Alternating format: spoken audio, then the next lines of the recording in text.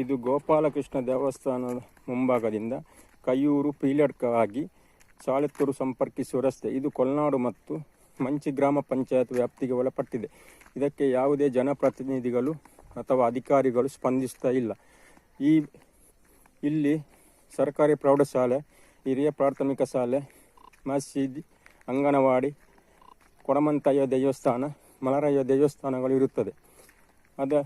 ಅಲ್ಲದೆ ಇಲ್ಲಿ 150 ಕುಟುಂಬಗಳು ವಾಸಿಸ್ತಾ ಇವೆ.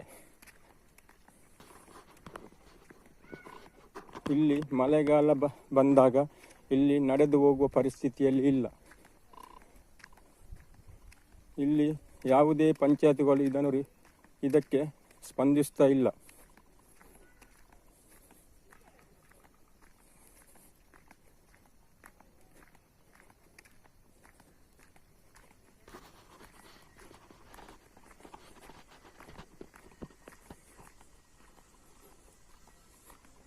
ಈ ರಸ್ತೆಗೆ 100 ವರ್ಷಗಳ ಇತಿಹಾಸವಿದೆ.